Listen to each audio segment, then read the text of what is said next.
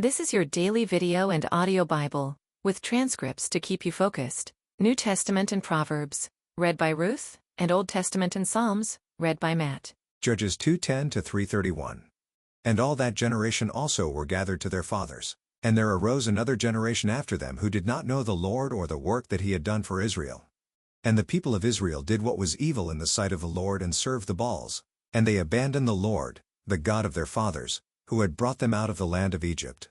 They went after other gods, from among the gods of the peoples who were around them, and bowed down to them.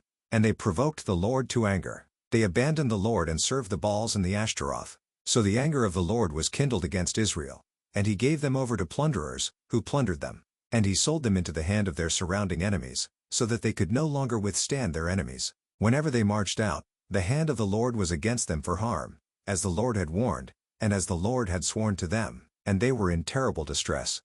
Then the Lord raised up judges, who saved them out of the hand of those who plundered them. Yet they did not listen to their judges, for they whored after other gods and bowed down to them. They soon turned aside from the way in which their fathers had walked, who had obeyed the commandments of the Lord, and they did not do so. Whenever the Lord raised up judges for them, the Lord was with the judge, and he saved them from the hand of their enemies all the days of the judge. For the Lord was moved to pity by their groaning because of those who afflicted and oppressed them. But whenever the judge died, they turned back and were more corrupt than their fathers, going after other gods, serving them and bowing down to them. They did not drop any of their practices or their stubborn ways. So the anger of the Lord was kindled against Israel, and he said, Because this people have transgressed my covenant that I commanded their fathers and have not obeyed my voice, I will no longer drive out before them any of the nations that Joshua left when he died, in order to test Israel by them, whether they will take care to walk in the way of the Lord as their fathers did, or not. So the Lord left those nations, not driving them out quickly, and he did not give them into the hand of Joshua. Now these are the nations that the Lord left, to test Israel by them. That is, all in Israel who had not experienced all the wars in Canaan. It was only in order that the generations of the people of Israel might know war, to teach war to those who had not known it before. These are the nations, the 5 lords of the Philistines and all the Canaanites and the Sidonians and the Hivites who lived on Mount Lebanon, from Mount Baal-Hermon as far as Lebo-Hamath. They were for the testing of Israel, to know whether Israel would obey the commandments of the Lord, which he commanded their fathers by the hand of Moses. So the people of Israel lived among the Canaanites, the Hittites, the Amorites, the Perizzites, the Hivites, and the Jebusites, and their daughters they took to themselves for wives, and their own daughters they gave to their sons, and they served their gods. And the people of Israel did what was evil in the sight of the Lord. They forgot the Lord their God and served the Baals and the Ashtaroth. Therefore the anger of the Lord was kindled against Israel, and he sold them into the hand of Cushan-Rishathaim king of Mesopotamia. And the people of Israel served Cushan-Rishathaim 8 years. But when the people of Israel cried out to the Lord raised up a deliverer for the people of Israel, who saved them, Othniel the son of Kenaz, Caleb's younger brother. The Spirit of the Lord was upon him, and he judged Israel. He went out to war, and the Lord gave Cushan-Rishathaim king of Mesopotamia into his hand. And his hand prevailed over Cushan-Rishathaim. So the land had rest 40 years. Then Othniel the son of Kenaz died. And the people of Israel again did what was evil in the sight of the Lord. And the Lord strengthened Eglon the king of Moab against Israel, because they had done what was evil in the sight of the Lord. He gathered to himself the Ammonites and the Amalekites, and went and defeated Israel. And they took possession of the city of palms. And the people of Israel served Eglon the king of Moab 18 years. Then the people of Israel cried out to the Lord, and the Lord raised up for them a deliverer, Ehud, the son of Gera, the Benjaminite, a left-handed man. The people of Israel sent tribute by him to Eglon the king of Moab. And Ehud made for himself a sword with 2 edges, a cubit in length, and he bound it on his right thigh under his clothes. And he presented the tribute to Eglon king of Moab.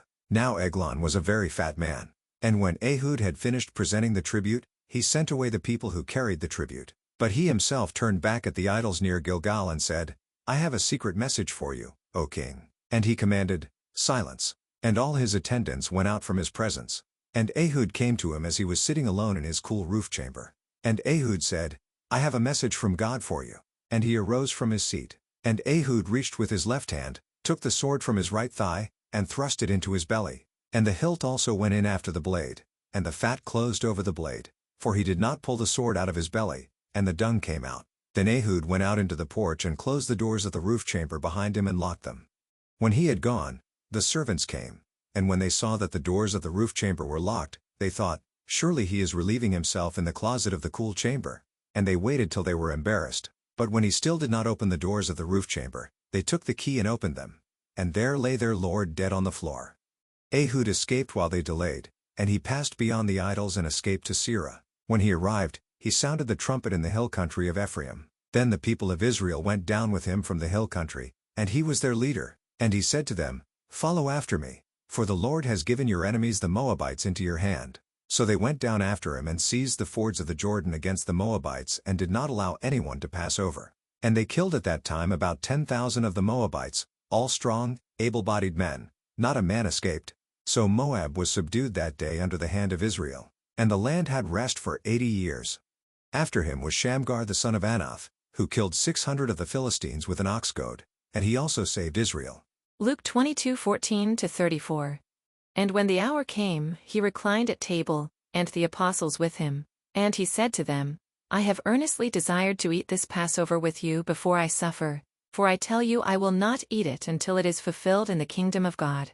And he took a cup, and when he had given thanks he said, "Take this, and divide it among yourselves. For I tell you that from now on I will not drink of the fruit of the vine until the kingdom of God comes." And he took bread, and when he had given thanks, he broke it and gave it to them, saying, "This is my body, which is given for you. Do this in remembrance of me." And likewise the cup after they had eaten, saying, "This cup that is poured out for you is the new covenant in my blood. But behold, the hand of him who betrays me is with me on the table. For the Son of Man goes as it has been determined, but woe to that man by whom he is betrayed." And they began to question one another, which of them it could be who was going to do this. A dispute also arose among them, as to which of them was to be regarded as the greatest. And he said to them, "The kings of the Gentiles exercise lordship over them, and those in authority over them are called benefactors. But not so with you. Rather, let the greatest among you become as the youngest, and the leader as one who serves. For who is the greater, one who reclines at table or one who serves? Is it not the one who reclines at table? But I am among you as the one who serves. You are those who have stayed with me in my trials, and I assign to you, as my Father assigned to me, a kingdom, that you may eat and drink at my table in my kingdom, and sit on thrones judging the 12 tribes of Israel. Simon, Simon, behold, Satan demanded to have you, that he might sift you like wheat, but I have prayed for you that your faith may not fail. And when you have turned again, strengthen your brothers." Peter said to him, "Lord, I am ready to go with you both to prison and to death." Jesus said, "I tell you, Peter, the rooster will not crow this day, until you deny 3 times that you know me." Psalm 92-93. A Psalm. A song for the Sabbath. It is good to give thanks to the Lord, to sing praises to your name, O Most High, to declare your steadfast love in the morning, and your faithfulness by night, to the music of the lute and the harp, to the melody of the lyre. For you, O Lord, have made me glad by your work. At the works of your hands I sing for joy. How great are your works, O Lord! Your thoughts are very deep. The stupid man cannot know. The fool cannot understand this, that though the wicked sprout like grass and all evildoers flourish, they are doomed to destruction forever. But you, O Lord, are on high forever. For behold, your enemies, O Lord, for behold, your enemies shall perish, all evildoers shall be scattered. But you have exalted my horn like that of the wild ox. You have poured over me fresh oil. My eyes have seen the downfall of my enemies. My ears have heard the doom of my evil assailants. The righteous flourish like the palm tree and grow like a cedar in Lebanon. They are planted in the house of the Lord. They flourish in the courts of our God. They still bear fruit in old age. They are ever full of sap and green, to declare that the Lord is upright. He is my rock, and there is no unrighteousness in him. The Lord reigns. He is robed in majesty. The Lord is robed. He has put on strength as his belt. Yes, the world is established. It shall never be moved. Your throne is established from of old. You are from everlasting. The floods have lifted up, O Lord, the floods have lifted up their voice. The floods lift up their roaring. Mightier than the thunders of many waters, mightier than the waves of the sea. The Lord on high is mighty. Your decrees are very trustworthy. Holiness befits your house, O Lord, forevermore. Proverbs 14:1-2.